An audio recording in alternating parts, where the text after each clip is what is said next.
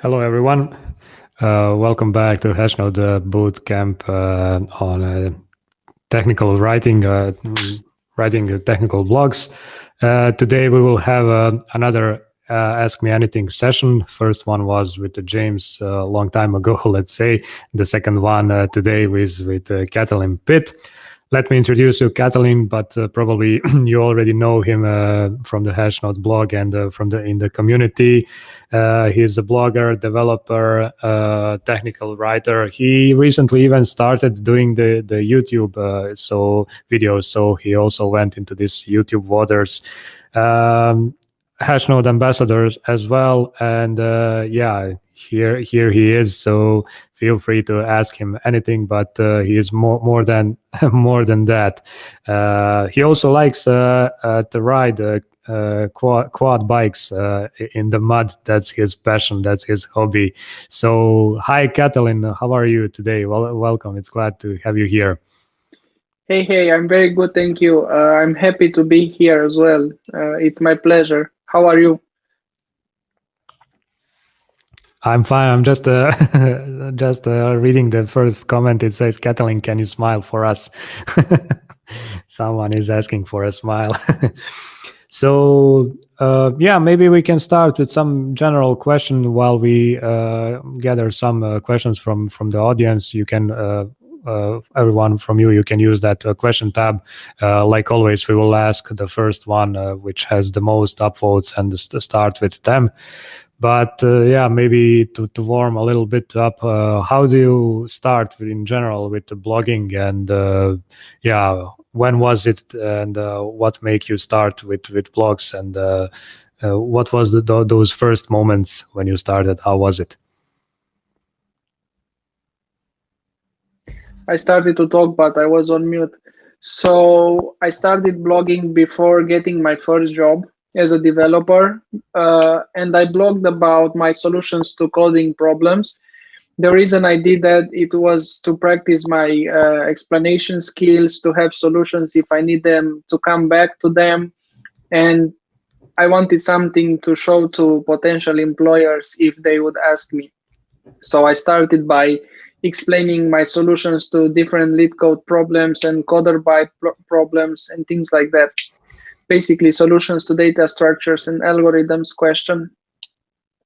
And then it just took off. I started explaining things I was learning. I started to explain things I knew about, and it just took off. So this is how I started with blogging.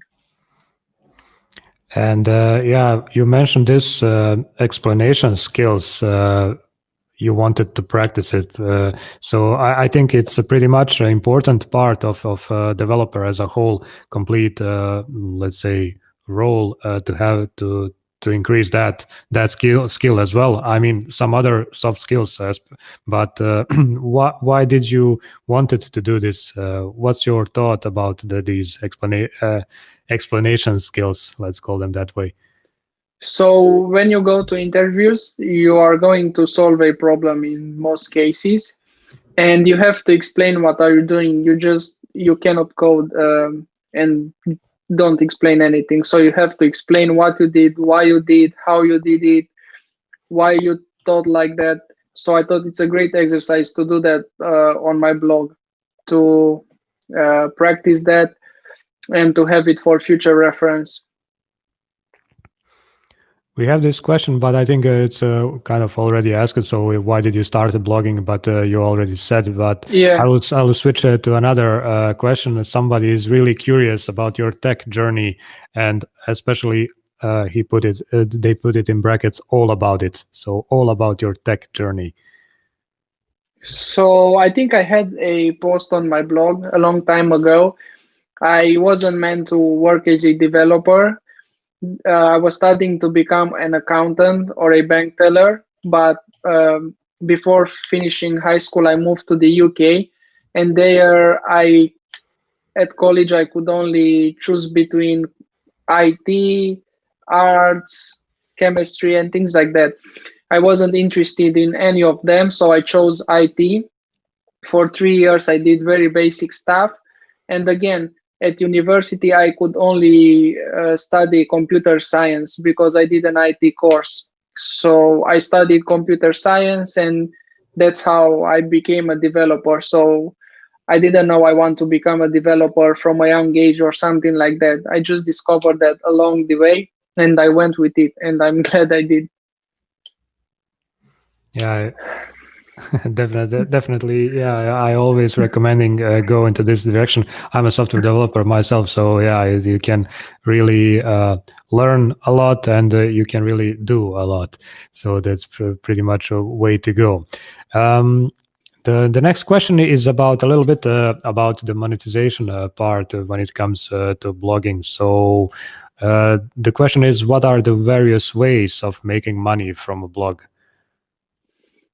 First of all, you can add ads on your blog. I don't like ads because it hinders your blog and your aesthetics and the feel of your blog. Then you can use how is it called?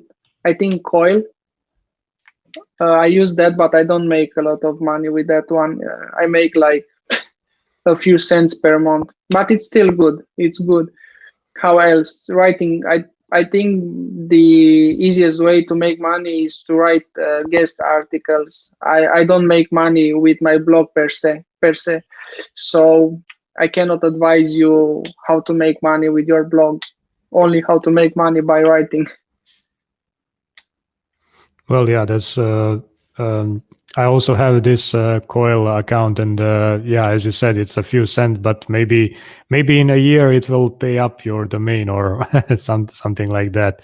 But the actual, maybe the real money is, as you said, it's coming from if you are a guest post on some other blogs, and I think also you did some of those blog posts about where to apply, especially for those maybe just a short reminder which are the places where you can apply for those guest posting. Yeah, I wrote an article where you can find publications to write for. I recommend you have a look at it if you have some experience writing.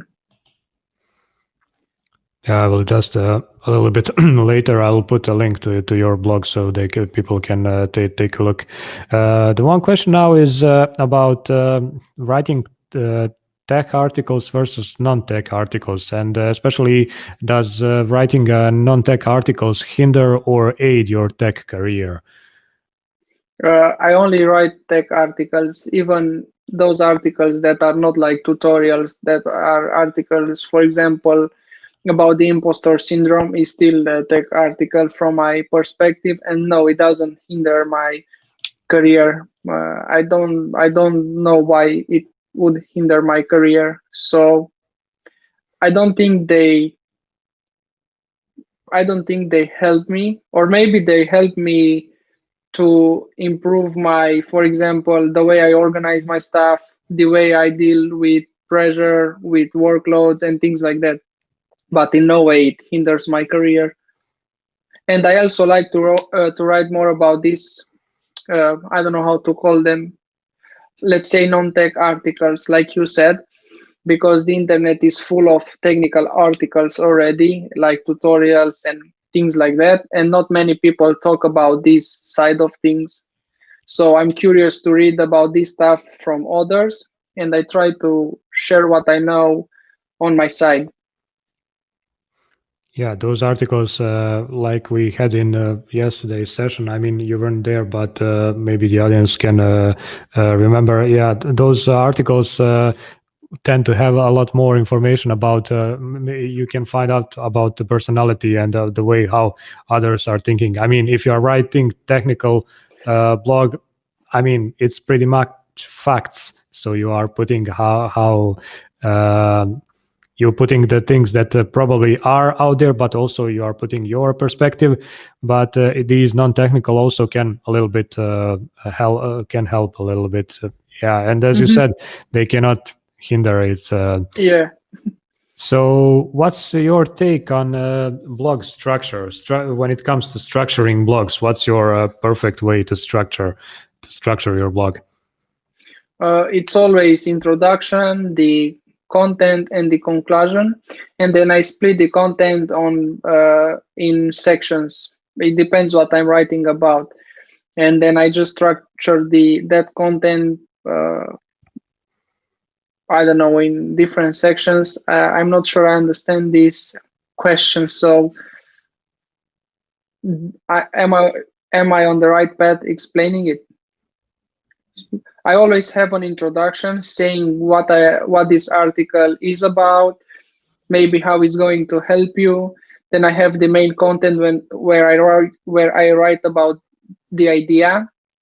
If the idea is too long, and usually it is, I split it into at least two sections.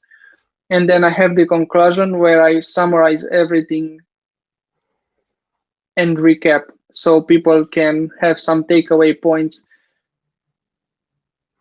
Yeah, it's I always advise people, let's say, to conclude with something and to say like in a short word, so that after you read, especially if it's a longer article, after you read it, so what you have read, and now the question we have a little bit about Twitter and how to promote articles on Twitter. What are some quick hacks? And you seem to get a lot of engagement there.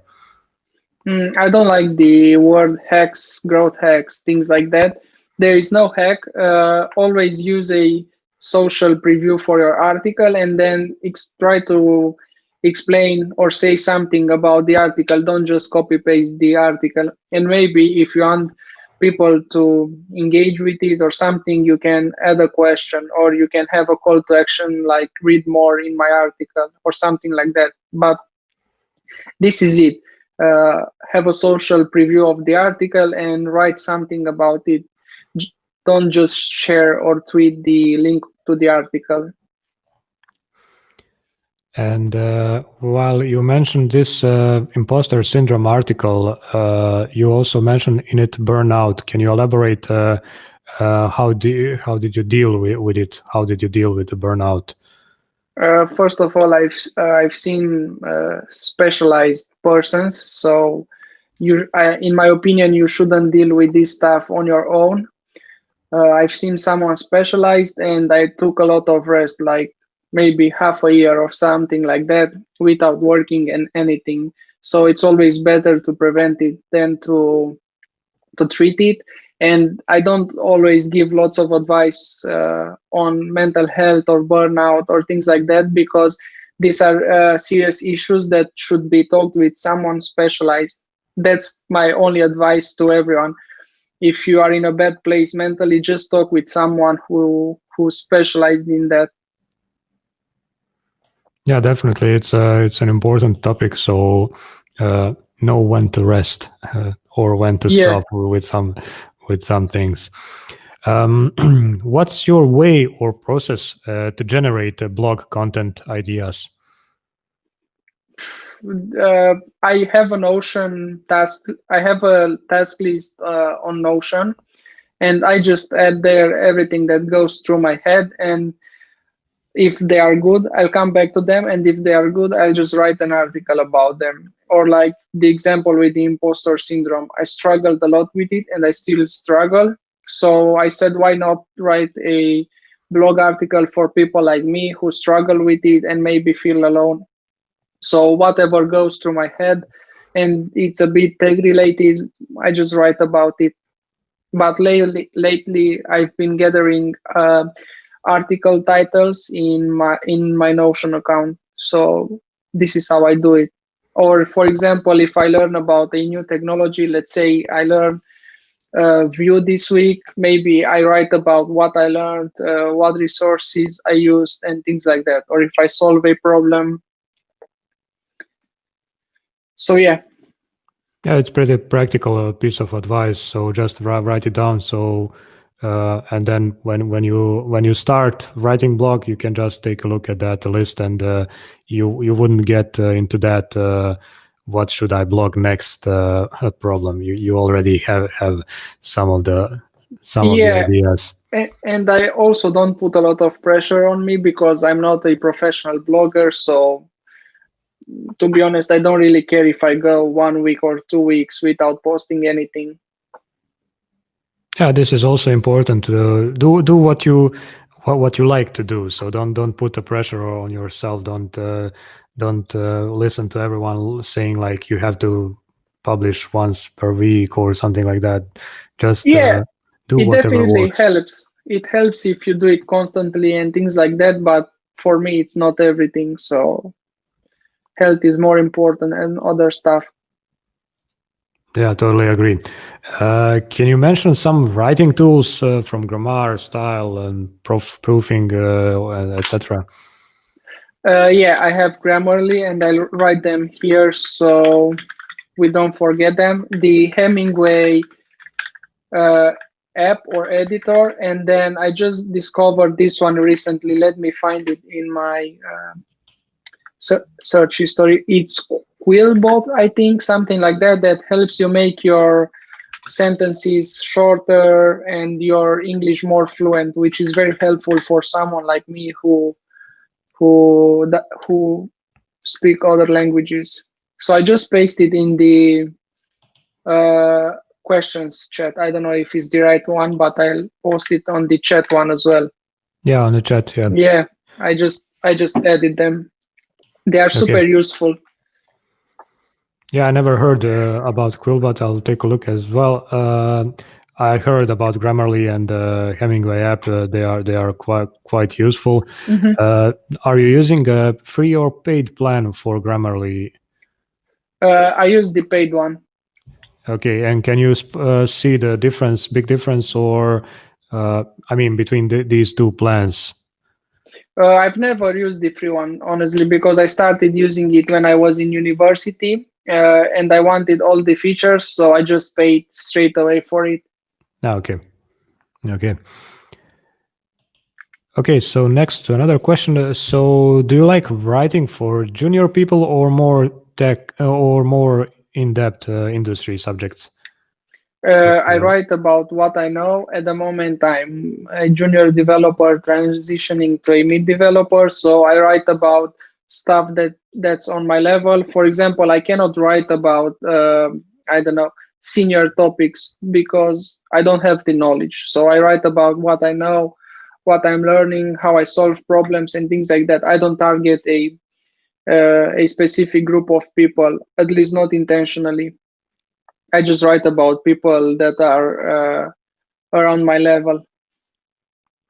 And what about doing it while you are working? I mean, how are you managing your blogging and your job? That Yeah, balance. this is a bit hard, and I struggle a lot with it. I'm very tired lately. I can't wait for the holiday. So what I do, I write the articles in advance. I do it either before work or after work. I take 1 or 2 hours, but not all the time because doing it constantly, it takes a toll on you. So I do that, or I do it in the weekend as well. I take on Saturday maybe 1 or 2 hours to write the article.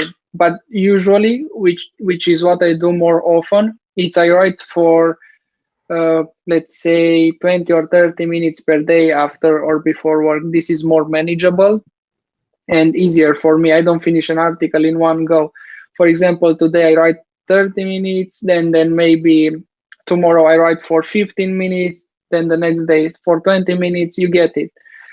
And I always try to write at least one article per week. Like I said, it's not a priority, but if I have ideas and if I can, I do it.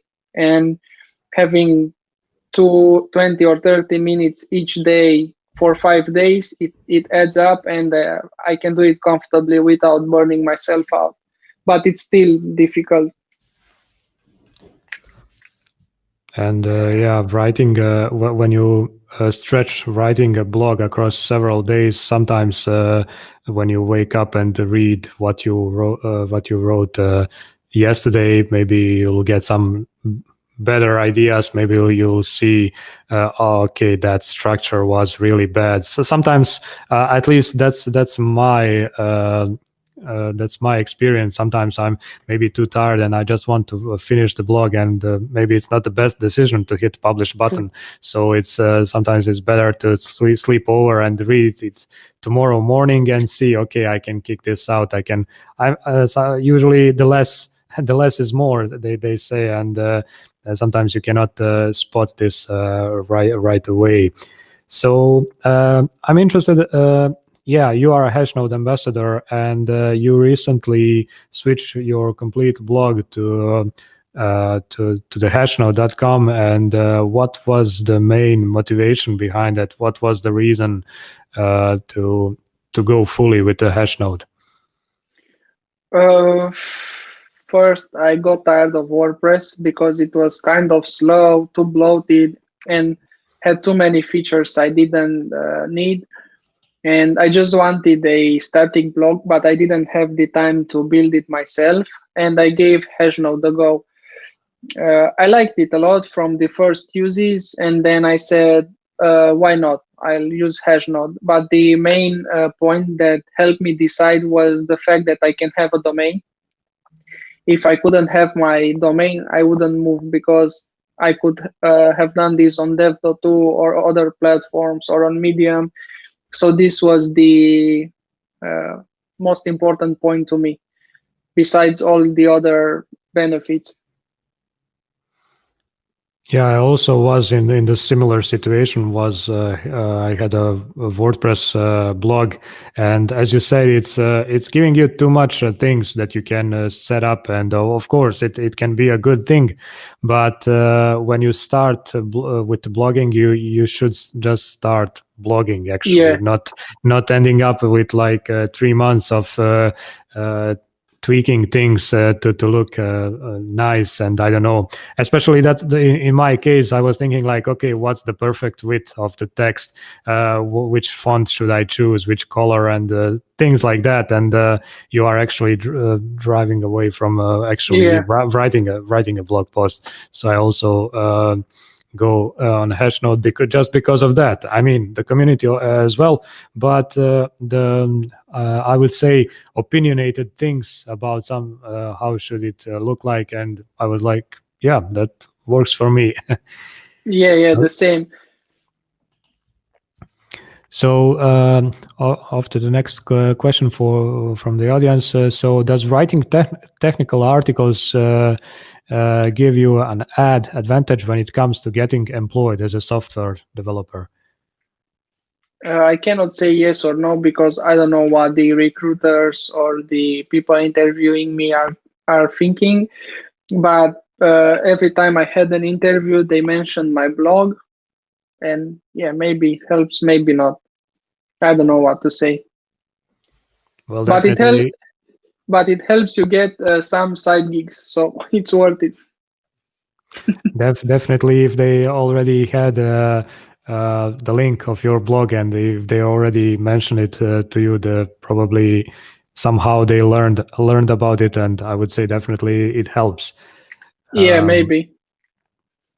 You also talked. I mean, I follow you on Twitter, and I know what you are doing. And you also talked about this promoting yourself in a different ways. You started with a YouTube channel, and also converting your blog material there, and all other things.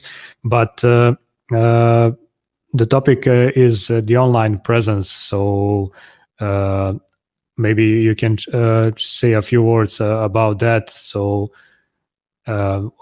when it comes to I don't know, these job offers or whatever, but in general, what do you suggest other people's how to grow their online presence?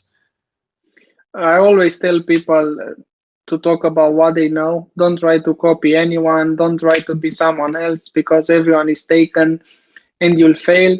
If use what you know and interact with people. In the beginning, when you want to build your presence, it's important to find people in your niche and just interact with them. Try to add something useful to their tweets or posts or whatever platform you use.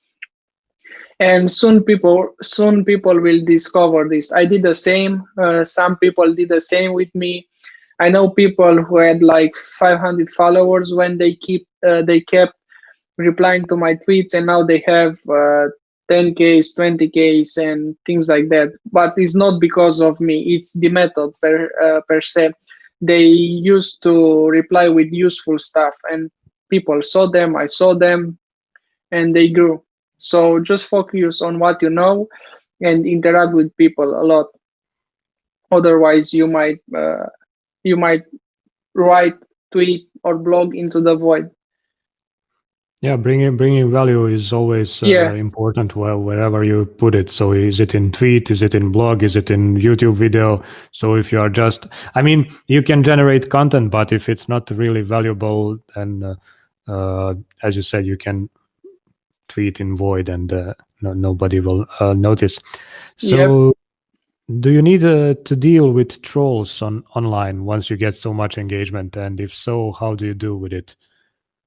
In the beginning, I was very affected, and I tried to reply to everyone and put my point across and things like that. But at the moment, I don't really care much about it, and I don't waste my time with them because know people that it's normal, has a, I don't know, a good life, happy life, takes the time to bring other people down or to make fun of them or to discourage them. So I actually pity them and I just move on. Or sometimes I reply with kind words when I have the energy, but I wouldn't focus too much on them because the problem is with them, not with you. Yeah, I think it's well said. So it's their problem, not your problem. And sometimes if you just if you have those people around yourself, they will just drain your energy, and in the end, you will lose. So it's Yeah. the best way to move on, and with your other plans and activity. Would you say blogging makes you a better developer? Yeah, definitely. Every time I write about a subject, I get to know more about it and I get to make my knowledge stronger. So this is a 10 time yes. It makes me a better developer. Yeah, definitely. And they say when you start, you can you can say that you fully understand something when you start teaching and explaining something to someone. Until then, yeah, Yeah. you are still learning. And you mentioned you started to write to show off yourself. What happened when you get the ideal job? I mean, I'm reading the comment, the question: should you stop or decrease your frequency when you hit that ideal job? And what's the ideal job itself? It's not up to me with this one. If you can keep the frequency, go ahead. If you can increase the frequency, go ahead. If you have time to write, go ahead. If you want to do it, just do it. So it's not me that says yes, do it or don't do it. It's about you. I don't use my blog specifically to get jobs, and then when I get the job, I just stop. I use it because I blog for myself first to understand topics better, and then if it helps someone else, it's a bonus, or if it helps me in my job interviews or things like that. So it's up to you. The next one is how did you get a gig as a guest technical writer? Did they come to you or did you apply to them? For all of them, they came to me or I was referred by other people. And yeah, this can be in the same category, the question. So what are the career opportunities for technical writers? Where can it grow? In which directions? You can make a lot of money with it if you write quality articles because the range goes from 200 to even $800, I think, per article. But if it's at the top end, if it's 800, then you have to write like super articles. So yeah, you can make a good career out of it, I think. And are there any, let's say, junior friendly publications that are that are willing to have more like let's say less skilled technical writers? Maybe I suppose the ones at the lower end who pays like 200 per articles, maybe they are more inclined to give you a chance. I don't know, and it depends the level of your level. Sorry. Okay, and now the question about the content and within the one blog, within one let's say domain, is it okay to blog about more than one topic actually under the same domain? For example, tech, lifestyle, mental health, and whatever. Or do you prefer to go one blog, one topic? It depends what the purpose of your blog is. If it's just a personal blog where you write about whatever you want, write about whatever you want. If you want to get your blog known for JavaScript tutorials, then only write about JavaScript. This is the way I see it. I don't think there is a rule. It depends what vision you have for your blog. And when it comes to starting your blog, I mean, the actual timing, the question is there an ideal time to start blogging for beginners in tech?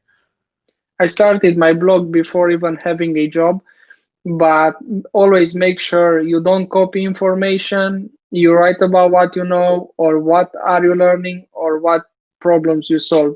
Never copy and never put a wrong information online.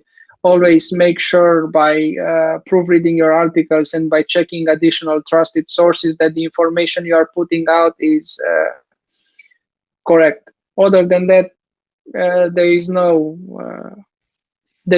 entry level. You can just start a blog.